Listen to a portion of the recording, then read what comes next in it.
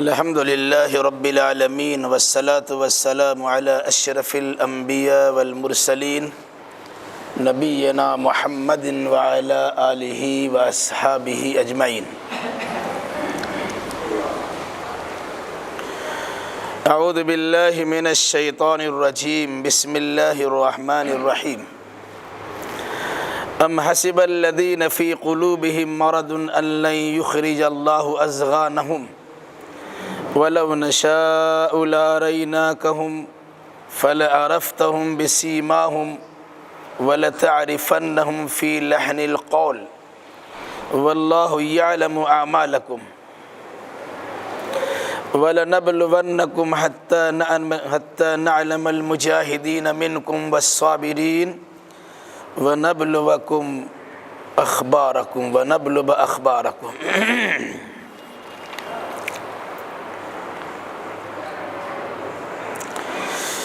اس سے پہلے کی آیتوں میں اس حقیقت کا تذکرہ کیا گیا تھا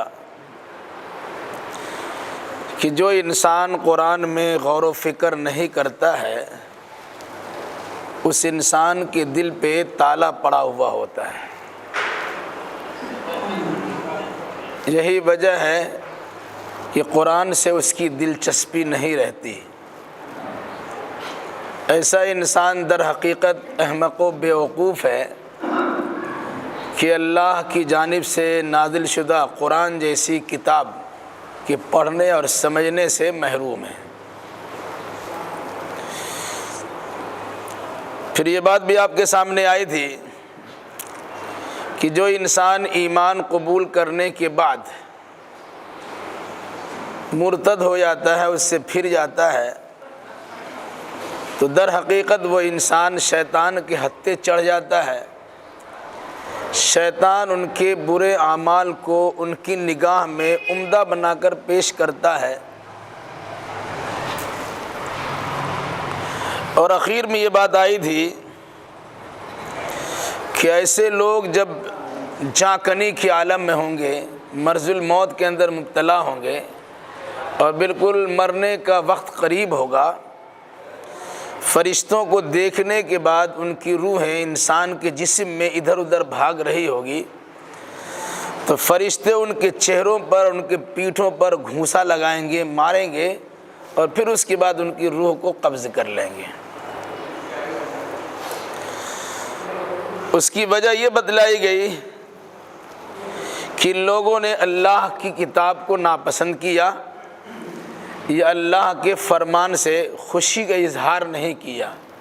نتیجے کے طور پر اللہ تبارک و تعالیٰ نے ان کے دنیاوی ظاہری اچھے اعمال کو بھی برباد کر دیا، اور مرنے کے وقت فرشتوں کے ذریعے سے پٹائی ٹھکائی کٹائی کر کے اس کی روح کو قبض کروا لیا۔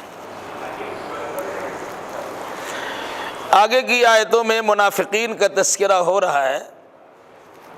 بطور خاص کچھ لوگ ایسے ہوتے ہیں جو بظاہر اپنے آپ کو مسلمان بنا کے پیش کرتے ہیں، لیکن حقیقت میں ایمان ان کے دل میں بیٹھا ہوا نہیں ہوتا۔ وہ سرسری اور ظاہری ایمان والا ہوتا ہے، اندر میں اس کا ایمان نہیں ہوتا۔ دنیاوی اغراض و مقاصد کے تحت مسلمانوں سے رشتہ ناتا جوڑ کر مسلمانوں سے مراعات حاصل کرنے کے لیے وہ مسلمانوں جیسا بظاہر دکھتا ہے، لیکن حقیقت میں ان کے دل میں ایمان نہیں ہوتا۔ ایسے انسان کا حال کیا ہوگا؟ اس انسان کو منافق کہا جاتا، اور ان کے حالات کا تذکرہ آگے کی آیتوں میں آ رہا ہے۔ ام حسب الذین فی قلوبہم مرض ان لن یخرج اللہ اضغانہم۔ وہ لوگ جن کے دلوں میں مرض ہے، یعنی نفاق کی بیماری ہے، کہ یہ لوگ سمجھ بیٹھے ہیں کہ اللہ تعالیٰ ان کے اندر کے حقد و حسد، کینہ کپٹ کو ظاہر نہیں کرے گا۔ مراد بظاہر مسلمان بن کر اندر میں مسلمانوں کے خلاف جو بغض و عناد لیے بیٹھے ہیں، عام انسان اس کو جانتا تو نہیں ہے، اس کی چکنی چپٹی باتوں میں انسان موہ جاتا ہے، اسی کو ہو کے رہ جاتا ہے، لیکن اللہ تبارک و تعالیٰ ان کے اندرونی کیفیات کو جانتا ہے۔ اللہ نے ایسے منافقین سے کہا کہ اپنے آپ کو سدھار لو، اپنی اصلاح کر لو، ورنہ اللہ تمہارے اندر کی کھوٹ کو ظاہر کر دے گا، تمہارے اندر اسلام اور مسلمانوں سے متعلق جو بغض و عناد ہے اور کینہ کپٹ ہے اسے لا کے باہر کر دے گا، تمہاری منافقت کا پردہ فاش ہو جائے گا، پھر تم کہیں کا نہیں رہ سکو گے۔ اس لیے اپنے آپ کو سدھار لو۔ اگر یہ سمجھتے ہو کہ اللہ تعالیٰ ایسا نہیں کرے گا، یہ تمہارا سمجھنا بھول ہے۔ جب پانی سر سے اونچا ہو جائے گا پھر اس کا پردہ تو فاش کر ہی دیا جائے گا۔ اس مناسبت سے تمہاری منافقت پھر ظاہر کر دی جائے گی اور دنیا میں تم کہیں کسی کے سامنے منہ دکھانے کے لائق نہیں رہ سکو گے۔ اس لیے اپنی اصلاح کر لو۔ وَلَوْ نَشَاءُ لَأَرَيْنَاكَهُمْ فَلَعَرَفْتَهُمْ بِسِيمَاهُمْ وَلَتَعْرِفَنَّهُمْ فِي لَحْنِ الْقَوْلِ وَاللَّهُ يَعْلَمُ أَعْمَالَكُمْ۔ اگر ہم چاہیں، اللہ فرماتا ہے اگر ہم چاہیں، لَأَرَيْنَاكَهُمْ، اے نبی ہم آپ کو ان لوگوں کو دکھلا دیں، فَلَعَرَفْتَهُمْ بِسِيمَاهُمْ، آپ ان کی نشانیوں سے پہچان بھی لیں گے، وَلَتَعْرِفَنَّهُمْ فِي لَحْنِ الْقَوْلِ، اور آپ ضرور بھی ضرور ان کے انداز گفتگو سے تو جان ہی رہے۔ وَاللَّهُ يَعْلَمُ أَعْمَالَكُمْ، اللہ تمہارے عملوں کو اچھی طرح جانتا ہے۔ ہر دور میں منافق رہے، اللہ کے نبی صلی اللہ علیہ وسلم کے زمانے منافقوں کی تعداد تھی، لیکن اللہ تبارک و تعالیٰ سب کو سب کے سامنے بے عزت کرنا مناسب بھی نہیں سمجھتا ہے۔ لیکن اگر کوئی انسان اپنی بے عزتی ہی پہ تلا ہوا ہو تو پھر ایسے لوگوں سے کہا گیا کہ تمہاری عزت تار تار ہو جائے گی، تمہارا وقار نہیں رہے گا، تم عزت و احترام کی نگاہ سے نہیں دیکھے جاؤ گے، بلکہ جب تمہارا پردہ فاش ہوگا تم ذلیل و خوار ہو کے رہ جاؤ گے۔ جیسے اللہ کے نبی صلی اللہ علیہ وسلم سے کہا اگر ہم چاہیں تو ان کو دکھا سکتے ہیں کہ فلاں فلاں گنتی بھی کرا سکتے ہیں، اور اللہ کے نبی صلی اللہ علیہ وسلم کے لیے کچھ منافقین کی گنتی بھی کرائی گئی، اس کو پہچانوا بھی دیا گیا۔ وہ منافقین کے نام حضرت عبداللہ، اللہ کے نبی صلی اللہ علیہ وسلم نے حضرت حذیفۃ الیمان کو بتا بھی دیا، وہ سر رازدار رسول اللہ کے نبی صلی اللہ علیہ وسلم کے رازدار ہیں۔ تو کہا اگر ہم چاہتے تو سب کے سامنے اس کو ظاہر ہی کر دیتے، کیونکہ ظاہر کرنے کی ہم قدرت رکھتے ہیں، ایسا کر سکتے ہیں۔ اگر ہم چاہیں تو اے نبی آپ کو ان کو دکھا سکتے ہیں کہ فلاں فلاں آدمی منافق ہے، اسے ہوشیار رہیے گا، چونکہ آپ کے سامنے بڑی چکنی چپڑی باتیں کرتے ہیں۔ قرآن کہتا ہے کہ انسان جب بولتا ہے تسمع لقولہم فَإِذَا رَأَيْتَهُمْ تُعْجِبُكَ أَجْسَامُهُمْ وَإِن يَقُولُوا تَسْمَعْ لِقَوْلِهِمْ، اگر آپ اسے دیکھیں گے تو دیکھنے میں بڑا اچھا معلوم ہوگا، اور جب وہ آپ سے بات کریں گے ان کی باتیں اتنی میٹھی ہوگی کہ آپ ان کو سنتے ہی رہ جائیں گے۔ کَأَنَّهُمْ خُشُبٌ مُّسَنَّدَةٌ، وہ لکڑی کا پٹارا ہے جو اندر سے خالی ہے لیکن اوپر سے سجا کر کے کسی دیوار کے سارے ٹیک لگا کر رکھا گیا، سمجھتا ہے کہ بہت بھاری بھرکم ہے لیکن اس میں کچھ ہے ہی نہیں۔ یہ منافقین کا حال اسی انداز سے ہے، یہ خوشنما چہرہ لے کر اور میٹھی گفتگو لے کر آپ کے سامنے آتے ہیں، عام انسان اسے پہچاننے میں غلطی کر جاتا ہے، لیکن جس کے پاس سوجھ بوجھ ہوتی ہے، صحیح صلاحیت ہوتی ہے، اس کی معرفت و پہچان حاصل بھی کر لیتا ہے۔ اللہ نے فرمایا اگر ہم چاہیں تو ہم آپ کو ان لوگوں کی شناخت اور پہچان کروا دیں، دکھا دیں، اور آپ ان کی علامتوں سے، ان کی نشانیوں سے، جھوٹ بولنا اس کی نشانی ہے، وعدہ خلافی کرنا اس کی نشانی ہے، امانت میں خیانت کرنا اس کی نشانی ہے، بات بات پہ جھگڑتے ہوئے گالی گلوچ کرنا ان کی نشانی ہے۔ ان نشانیوں سے تو آپ پہچان ہی رہے۔ اور ویسے بھی وَلَتَعْرِفَنَّهُمْ فِي لَحْنِ الْقَوْلِ، ان کے گفتگو کے انداز سے، بات کرنے کے طریقے سے آپ پتہ لگا لیجئے گا کہ پکا منافق ہے۔ چونکہ ان کا عمل کچھ اور ہوتا ہے اور ان کی زبان سے نکلنے والے جملے کچھ اور ہوتے ہیں، بولتا کچھ اور کرتا کچھ ہے۔ واللہ یعلم اعمالکم، اللہ تمہارے سارے عملوں کو جانتا ہے، تم لوگوں کے اعمال کو جانتا ہے، اچھے عمل کرتے ہو کہ برے اعمال کرتے ہو، اخلاص کے ساتھ تمہارا عمل ہوتا ہے یا ریاکاری پر مشتمل تمہارا عمل ہوتا ہے، اللہ تبارک و تعالی اس کو اچھی طرح جانتا ہے۔ وَلَنَبْلُوَنَّكُمْ حَتَّى نَعْلَمَ الْمُجَاهِدِينَ مِنْكُمْ وَالصَّابِرِينَ وَنَبْلُوَ أَخْبَارَكُمْ، ہم ضرور بھی ضرور تمہاری آزمائش کریں گے، یہاں تک کہ ہم جان لیں اور لوگوں کو جنا دے کہ تم میں سے کون انسان جہاد فی سبیل اللہ کرنے والا ہے اور صبر کرنے والا ہے۔ وَنَبْلُوَ أَخْبَارَكُمْ، اور ہم تمہارے احوال اور تمہارے حالات کی بھی جانچ کرنے والے ہیں۔ اللہ نے ان منافقین سے کہا کہ ہم جو جہاد کا حکم دے رہے ہیں اس سے پتہ چل جائے گا کہ کون انسان دین کے معاملے مخلص ہے اور کون انسان مخلص نہیں ہے۔ کیوں؟ اس سے پہلے کی آدمی بات آ چکی ہے، کچھ لوگ ایسے تھے جو کہا کرتے تھے کیوں نہیں اللہ تبارک و تعالیٰ جہاد کا حکم دیتا ہے، ہمیں لڑنا ہے، جہاد کرنا ہے، لیکن جب اسے جہاد کا حکم دیا گیا قرآن کہتا ہے اسے دیکھیں گے وہ آپ کی طرف ایسے دیکھتے ہیں نظر المغشی علیہ، جس پر موت کی غشی طاری ہو گئی ہو، بالکل نگاہیں پتھرائی ہوئی، اب جب لڑنے کا وقت آ گیا، اس قسم کی حالات ان کے ہوتے ہیں۔ کہ اللہ نے ہم جہاد کا حکم دے کر آزماتے ہیں کہ تم میں سے کون انسان جہاد کرنے کے لیے تیار ہوتا ہے، جو مخلص نہیں ہوگا وہ جہاد میں جانے کے لیے تیار ہی نہیں ہوگا۔ کیوں؟ اس لیے کہ اس میں جان کے لالے پڑے ہوئے ہیں کہ اس پر حملہ اور وار ہو جائے اور اس کی روح قبض ہو جائے، وہ مر جائے، قتل کر دیا جائے۔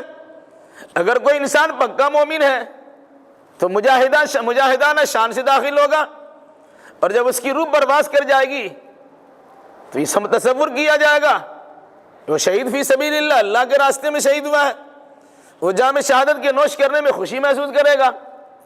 لیکن جو انسان مخلص نہیں ہے وہ جانے کے لیے تیار ہی نہیں ہوگا، اسے ڈر لگا رہے گا کہ ہماری موت ہوگی تو کیا ہوگا، چونکہ اخلاص نہیں ہے، مرنے کے بعد اس کو ثواب بھی نہیں ملے گا۔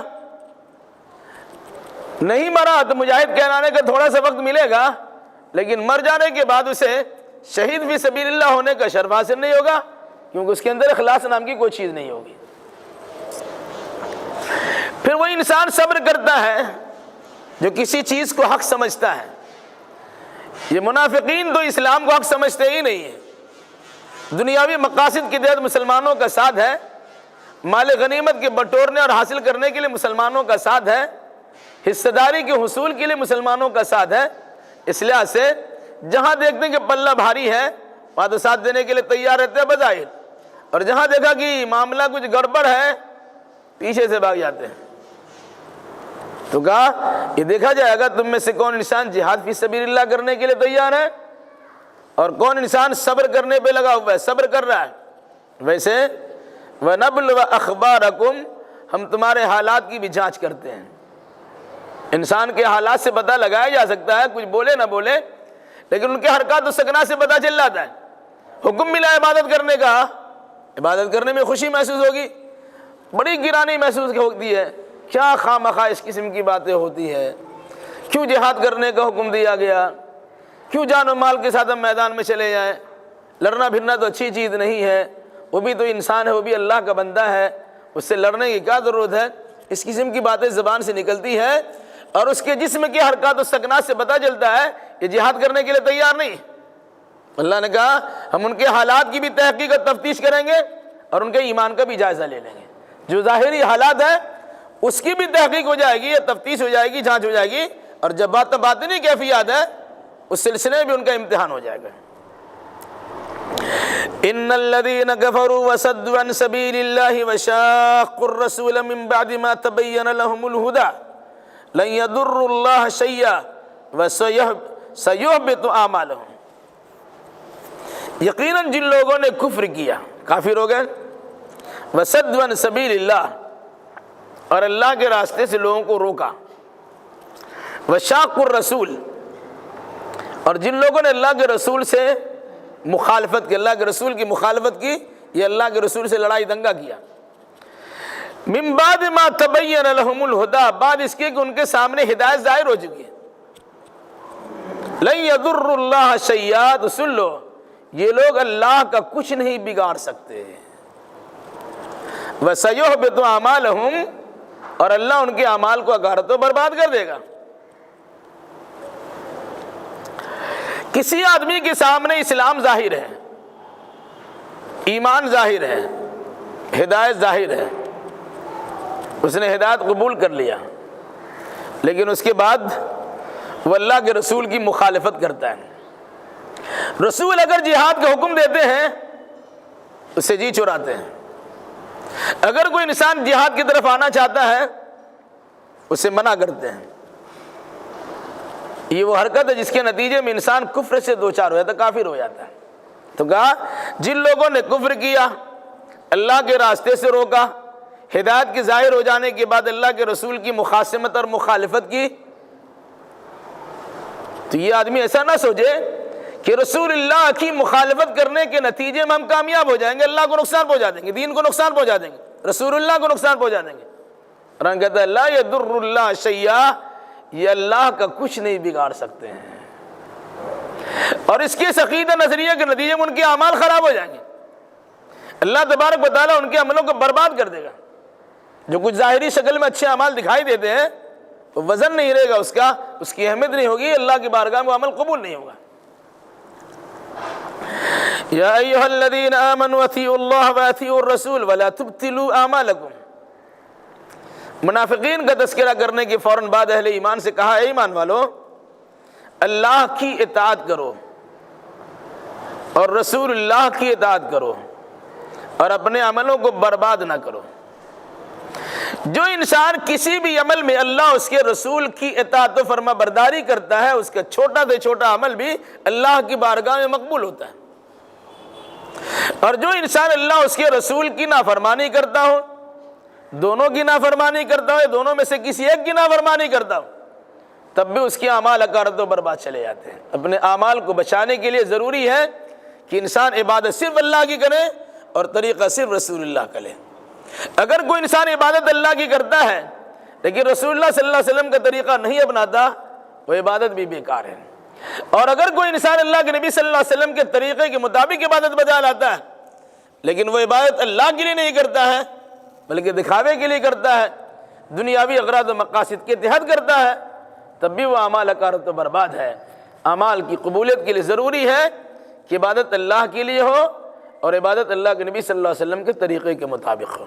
اہل ایمان سے کہا گیا ان منافقین کے نقش قدم پر نہ چلنا، بلکہ تمہارا شیوا اور طریقہ یہ ہونا چاہیے کہ چھوٹا بڑا کوئی بھی عمل ہو اس میں اللہ اس کے رسول کی اطاعت و فرما برداری کو شامل رکھو، تبھی تمہارے اعمال بچیں گے، ورنہ تمہارا بھی عمل باطل و برباد ہو جائے گا۔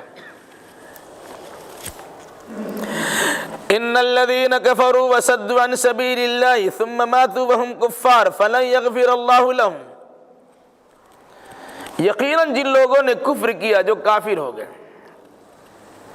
وصدوا عن سبيل الله، اور جن لوگوں نے اللہ کے راستے سے روکا، ایک تو کفر کیا خود بھی کافر ہوا، دوسرا اللہ کی جانب کوئی انسان بڑھ کے آتا اسے روکتا ہے، اسلام قبول کرنا چاہتا ہے اس سے روکتا ہے، اللہ کی کتاب قرآن پڑھنا چاہتا ہے اس سے روکتا ہے، رسول اللہ کی حدیث پڑھنا چاہتا ہے اس سے روکتا ہے، دین کی کسی بنیادی بات سے وہ روکتا ہے، تو وہ ڈبل کفر کرتا ہے، ایک تو کافر خود ہے اور دوسرا کفر کو فروغ دیتا ہے اور ایمان لانے والوں کو روکتا ہے۔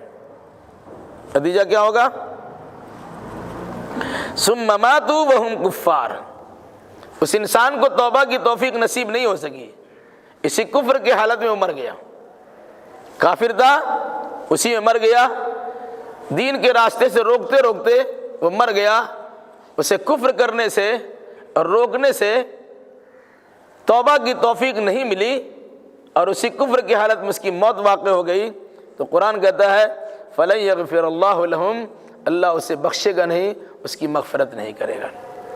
اگر کسی انسان نے کفر کیا ہے، شرک کیا ہے، بہت سارے خرافات کیا ہے، توبہ کی توفیق اسے مل گئی، اللہ تعالیٰ توبہ قبول کرتا ہے، اس کے گناہوں کو معاف کر دیتا ہے۔ سارے غیر مسلموں کا معاملہ وہی ہے، شرک پر شرک اور کفر پر کفر کرتے چلے آ رہے تھے، لیکن ایمان قبول کیا تو اللہ نے سب معاف کر دیا۔ ان الاسلام یہدم ما کان قبلہ، اسلام گزشتہ سارے گناہوں کو معاف کر دیتا ہے۔ تو توبہ کرنے کے نتیجے میں کفر و شرک بھی معاف ہو جاتا ہے۔ زندگی میں توبہ کرنا ہوگا، مرنے سے پہلے توبہ کرنا ہوگا، مرنے کے بعد توبہ نہیں ہوتی ہے۔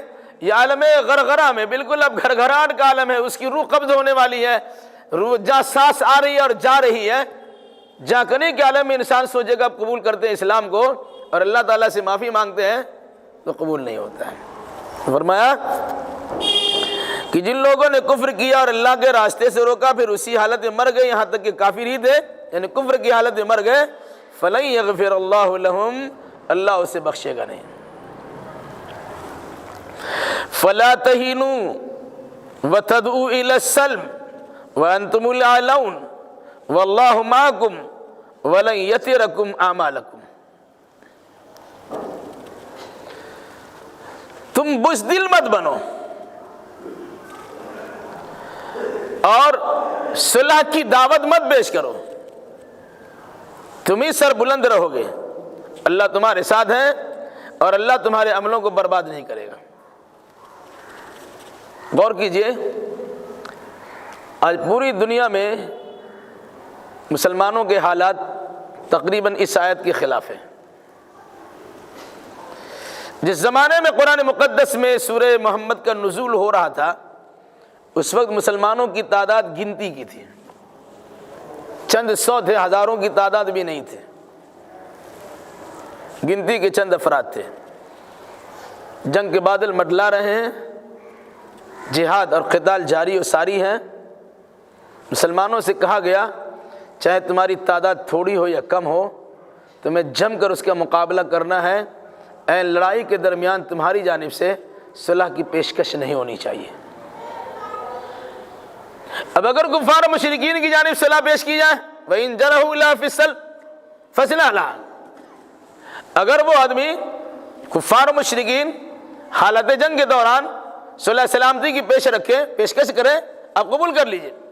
مسلمانوں سے کہا کبھی کسی صورت میں اپنی جانب سے کمزوری نہ دکھانا، تمہاری تعداد کم رہے اس کی پرواہ نہیں ہے، اس تعداد کی قلت کی وجہ سے میدان جنگ میں تم صلح کی پیشکش کر دو کہ ٹھیک ہے ہم صلح کرنے کے لیے تیار ہیں، یہ تمہارے لیے جائز نہیں ہے۔ فَلَا تَهِنُوا، سست مت بڑھو یا بزدل مت ہو، وَتَدْعُوا إِلَى السَّلَمِ، اور صلح کی دعوت بھی مت دو، کیوں؟ وَأَنْتُمُ الْأَعْلَوْنَ، تم ہی سر بلند ہو، اس لیے سر بلند ہو، وَاللَّهُ مَعَكُمْ، کہ اللہ تمہارے ساتھ ہے۔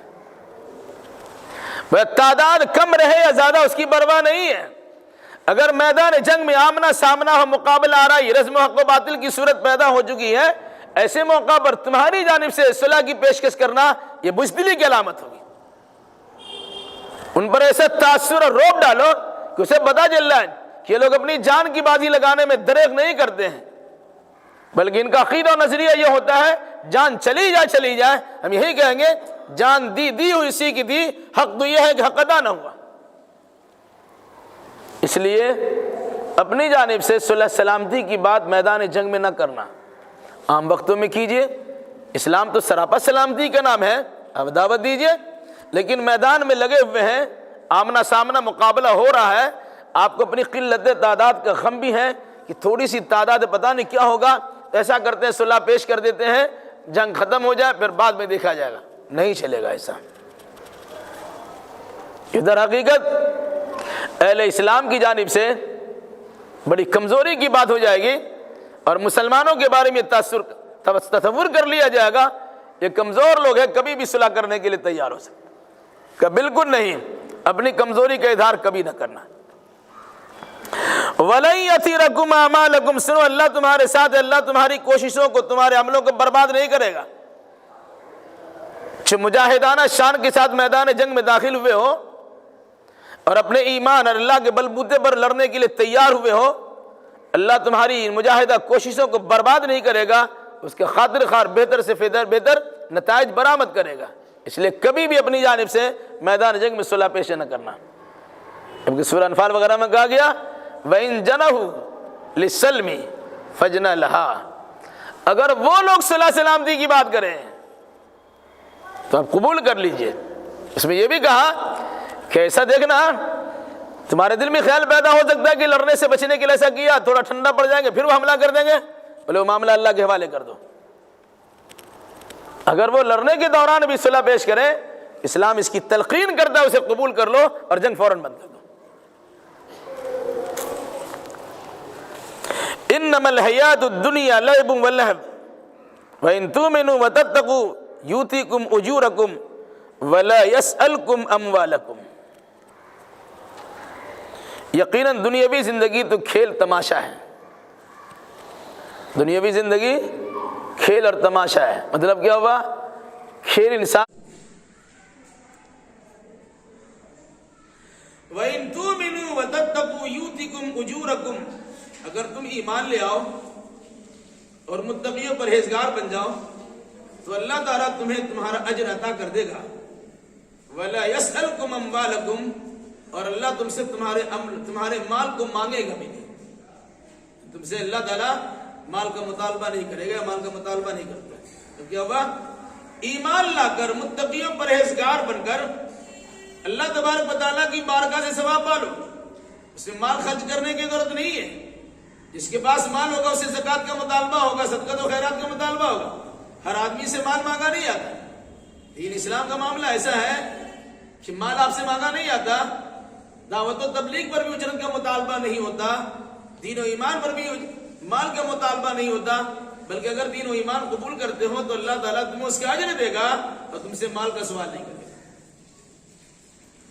إِن يَسْأَلْكُمُوهَا فَيُحْفِكُمْ تَبْخَلُوا وَيُخْرِجْ أَضْغَانَكُمْ، اگر وہ اللہ تم سے مال کا مطالبہ کر لے اور زور دے کر تم سے مال مانگے، تبخلوا تو تم تو بخیلی کرنے لگ جاؤ گے، وَيُخْرِجْ أَضْغَانَكُمْ، پھر اللہ تبارک و تعالیٰ تمہارے اندر کی حقد و حسد کو ظاہر بھی کر دے گا، نکال دے گا۔ مطلب کیا ہوا؟ انسان تو مال کی محبت میں فریبتا ہے، اگر اس سے مانگا جائے کہ سارا مال جمع کر دو اللہ کی بارگاہ میں، جتنا بڑا انسان کیوں نہ ہو، اللہ ماشاءاللہ جو بچ سکے، ورنہ دل میں تنگی ضرور آئے گی کہ ہم نے اتنی محنت و جافشانی سے کمایا ہے اور سارا مال اللہ کی بارگاہ میں لگا دیں، یہ کیسے ہو سکتا ہے؟ پھر بخیل انسان کرنے لگ جائے گا۔ تو اللہ تبارک و تعالیٰ ایسے اسباب بھی پیدا نہیں کرتا کہ تم بخیلی کرو، اس کے باوجود کوئی انسان بخیلی کرتا ہے تو اس کی ضمیر کے مردہ ہونے کی علامت ہے۔ ورنہ اللہ تبارک و تعالیٰ سال میں ایک مرتبہ صاحب دولت صاحب ثروت سے مطالبہ کرتا ہے کہ 2.5% اپنے مال کا زکوٰۃ دیا کرو، وہ بھی سال میں ایک مرتبہ، مستقل نہیں ہے۔ اگر سارا ہی مال مانگ لیں تو کیا ہوگا؟ بیشتر مسلمانوں کا حال یہ ہے کہ ہم جزیہ اور ٹیکس دیتے ہی ہے، پھر زکوٰۃ کیوں دیں گے؟ مال تو اللہ نے دیا ہے، جس نے مال نہیں دیا اس کو تو ٹیکس دے رہے ہو، اور جو اللہ تبارک و تعالیٰ مال دے رہا ہے اس کے فرمان کے مطابق زکوٰۃ دینے سے بھی کتراتے ہو۔ اگر صرف 2.5% مانگا جا رہا تب یہ صورتحال ہے، اگر سارا کا سارا مال لینے کے بعد ہو جائے اور اس پہ زور دیا تو پھر کیا ہوگا؟ فرمایا کہ اگر وہ تم سے سوال کرے اس مال کا اور زور دے کر مانگے، تب خلو، پھر تم تو بخیلی کرنے لگ جاؤ گے۔ وَيُخْرِجْ أَضْغَانَكُمْ، پھر اللہ تمہارے حقد و حسد کو، بغض و عناد کو، کینہ کپٹ کو ظاہر کر دے گا۔ جو مال کی محبت دل میں لے کے بیٹھے ہو پھر اس کا پردہ فاش ہو جائے۔ ہاں انتم هؤلاء تدعون لتنفقوا في سبيل الله، خبردار سنو ذرا، تم تو وہ لوگ ہو جنہیں دعوت دی جاتی ہے اللہ کے راستے میں خرچ کرنے کی۔ فَمِنْكُمْ مَن يَبْخَلُ، تو تم میں سے بعض وہ ہے جو بخیلی کرتا ہے۔ وَمَن يَبْخَلْ فَإِنَّمَا يَبْخَلُ عَنْ نَفْسِهِ، اور جو انسان بخیلی کرتا ہے وہ اپنے نفس سے بخیلی کرتا ہے۔ وَاللَّهُ الْغَنِيُّ وَأَنْتُمُ الْفُقَرَاءُ، اللہ تو غنی ہے اور تم تو محتاج ہو۔ مطلب کیا ہوا؟ کہ اللہ تمہیں اللہ کی راہ میں مال خرچ کرنے کا مطالبہ کرتا، دعوت دیتا، خرچ کرو دین کی راہ میں۔ اللہ کے ایسے بندے بھی ہیں جو خرچ کرتے ہیں، دین کا فروغ ہوتا ہے، اس کی تبلیغ و ارشاد ہوتی ہے، دینی بہت سارے معاملات مال کے ذریعے حل ہوتے ہیں. لیکن ایسے بھی لوگ ہیں جو بخیلی کنجوسی کرتے ہیں کہ مال ہم نے کمایا ہے، سب مال اللہ کے راستے میں کیوں لٹا دیں؟ میری بیوی بچوں کے حقوق ہیں، میری اپنی زندگی گزارنے کے الگ انداز ہے، میرے بھی سرمایہ کاری کی ضرورت ہے، میرے بھی گاڑی بنگلہ ہونا چاہیے وغیرہ ذالک، ہم اس میں خرچ کریں گے، حالی زکات ہی دیتے رہے. تو بخیلی لوگ کرتے ہیں. اب اگر کوئی انسان بخیلی اور کنجوسی کرتا ہے، قرآن نے کہا وہ تن حقیقت اپنے لیے بخیلی کرتا ہے، تو مال خرچ کرتا ہے، جنت میں بہتر درجہ ملتا، وہ بخیلی کر رہا ہے، اپنے آپ کو نقصان میں ڈال رہا ہے. دوسری بات یہ ہے جو انسان بخیلی کرتا ہے، کنجوسی کرتا ہے، مکھی چوسی کرتا ہے، اس انسان کو اس کے بخل مکھی چوسی کا انجام بھگتنا ہی ہوگا، اس کے وبال اسی کو ملے گا. پھر کوئی انسان یہ نہ سوچے کہ اللہ تبارک و تعالیٰ اپنے لیے مال مانگ رہا ہے. جو اللہ تم کو مال دے سکتا ہے اپنے لیے مال کیوں نہیں رکھ سکتا ہے؟ یہ تم سے مال کا مطالبہ کر کے تمہاری آزمائش بھی کرتا ہے. اللہ کو تمہارے مال کی ضرورت نہیں ہے، بلکہ جس دین و ایمان پہ تم جس دین و ایمان کو ماننے کے لیے تیار ہو، اس کو فروغ دینے کے لیے دین مال کا مطالبہ ہوتا ہے، جس کا فائدہ تمہیں کو ملے. اس اللہ تبارک و تعالیٰ تو غنی ہے اور تم سب کے سب اللہ کے محتاج ہو. اللہ تمہاری محتاجگی میں اضافہ بھی کر سکتا ہے، اور اللہ تبارک و تعالیٰ مال خرچ کرنے کے نتیجے میں تمہاری محتاجگی کو دور بھی کر سکتا ہے. تو اللہ تمہیں نیاز ہے، اللہ صاحب مال ہے، اللہ غنی و مختار ہے، وہ چاہتا ہے جو کر سکتا ہے. لیکن تم سے مطالبہ کر کے در حقیقت تمہارے اندر جو مال کی محبت اسے نکالنا چاہتا ہے، اور دین کی دعوت و تبلیغ میں لگا کر تمہارے لیے بہترین راستہ ہموار کرنا چاہتا ہے. اس لیے تم سے مال کا مطالبہ ہے کہ اللہ کی راہ میں مال خرچ کرو. اور سنو، وَإِن تَتَوَلَّوْا يَسْتَبْدِلْ قَوْمًا غَيْرَكُمْ، اور اگر تم پھر جاؤ گے تو اللہ تمہاری جگہ پہ دوسری قوم کو لے آئے گا. ثُمَّ لَا يَكُونُوا أَمْثَالَكُمْ، پھر وہ دوسری قوم تمہاری جیسی نہیں ہوگی.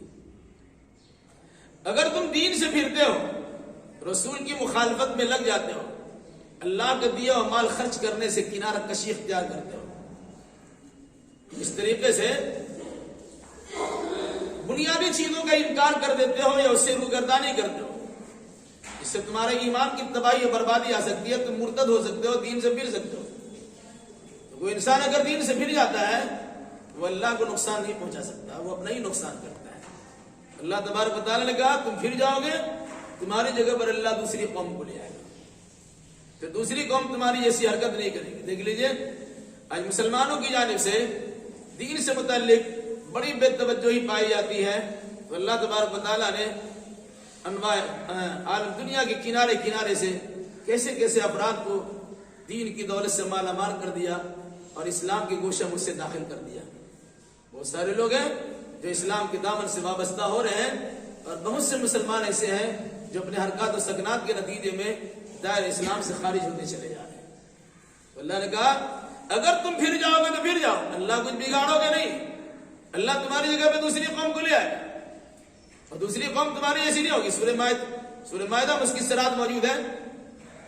اے ایمان والو، من يرتد منكم عن دينه فسوف يأتي الله بقوم يحبهم ويحبونه أذلة على المؤمنين عزة للكافرين. کہ اگر تم پھر جاؤ گے تو پھر جاؤ، تمہاری جگہ پر اللہ تبارک و تعالیٰ ایسی قوم کو لائے گا جس سے اللہ محبت کرے گا، اور جو لوگ اللہ سے محبت کریں وہ اللہ کے نام میں جہاد بھی کریں گے، اور کسی ملامت کرنے والے کی ملامت کی پرواہ بھی نہیں کریں گے. تو اوصاف بیان کیے گئے ہیں جو دوسری قوم کو اللہ تبارک و تعالیٰ برپا کرے گا اور ظاہر کرے گا. تو اگر کوئی انسان دین ایمان سے پھرتا ہے وہ اپنا نقصان کرتا ہے، اللہ کچھ بگاڑتا نہیں ہے. اگر اپنے آپ کو بچانا چاہتے ہو تو بچا لو، نہیں بچانا چاہتے ہو تو ضلالت و گمراہ کے گڈھے میں گرتے چلے جاؤ، پھر وہاں سے نکلنے کوئی سوال پیدا نہیں ہوتا ہے.